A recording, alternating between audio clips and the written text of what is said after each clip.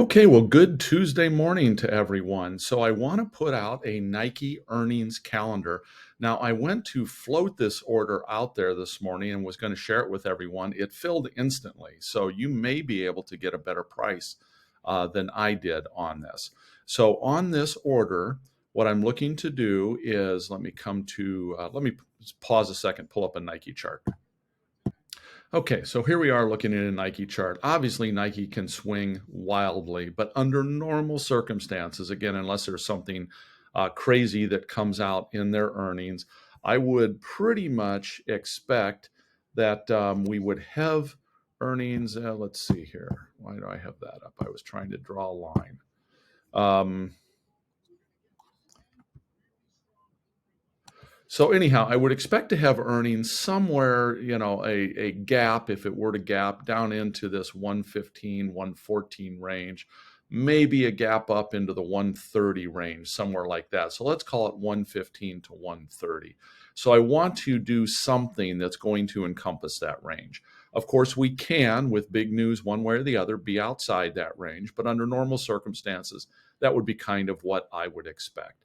So if we come to our planned trade or the trade I made, we're easily inside that. Our downside break even is about 108. Our upside break even is about 144. Now, this is a calendar tent. This calendar tent will not stay the same shape and size. Tomorrow morning, this thing is going to shrink considerably as soon as Nike's earnings are announced. Well, they're going to get announced tonight, but tomorrow morning when the market opens, we'll see what happens here. So our goal, if we look at this, a couple things.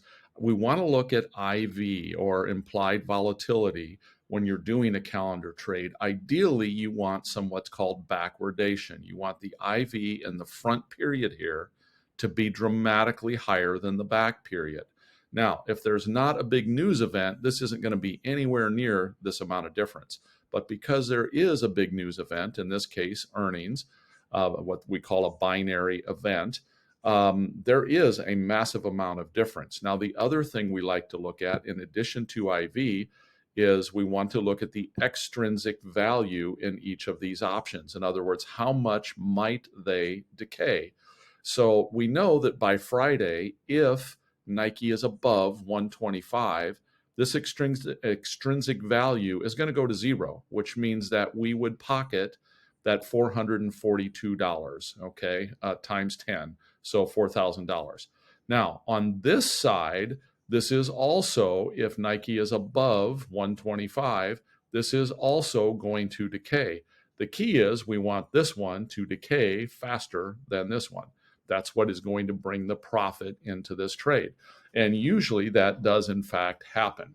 Now, the price we're paying is the difference between these two. You can see this one has $4.52, $4.73. That roughly, if you take into account just a slight amount of bid-ask spread, equals the 25 cents we're having to pay to get into each one of these. So what I did here on this trade, 125, I did a calendar. I paid 25 cents to enter, which means for each calendar I put on, I have a maximum risk of $25. I put on 10 of them, so I have a maximum risk of $250 in this trade. So you need to know that if you look at making a trade like this, you need to understand what is your max risk. And then what are we wanting to have happen? Well, we're wanting to have Nike open tomorrow morning, somewhere ideally in this, 115, 120, maybe up to 135. If it does, the volatility is going to drop out of this thing rapidly, and we should be able to capture a fairly quick profit. Now, I am already in this order or already in this position. So what I want to do right now is I want to go ahead and put an order out there to thin part of this trade and be ready for tomorrow morning when the market opens to capitalize if it opens in my window. So I'll just start off with three of them. And let's just put an order out there. So again, I paid 25 cents to get into these. If I can get out of three of these, and this is a very, very good risk to reward trade. So I'm going to go a little higher than I might normally go on this. I'm going to say if I can get out of this at 65 cents in credit for three of these, I would be happy to do that. If I get out at 65 cents on three of them, that means I'll be taking in $180. We only paid $250 to begin with. That's darn near going to move the rest of this entire tent almost to break even, not quite.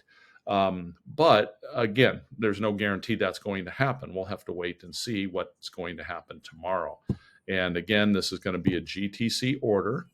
And, I'm going to get real crazy here. I'm going to make that 75 cents. So in the morning, I can adjust it, of course, before the market opens if I see that Nike's going to open significantly one direction or the other. But aside from that, I will leave that trade set out there at 75 cents. That would give me $150 in profit on this and significantly move up or reduce my risk if I were to get a fill at that price.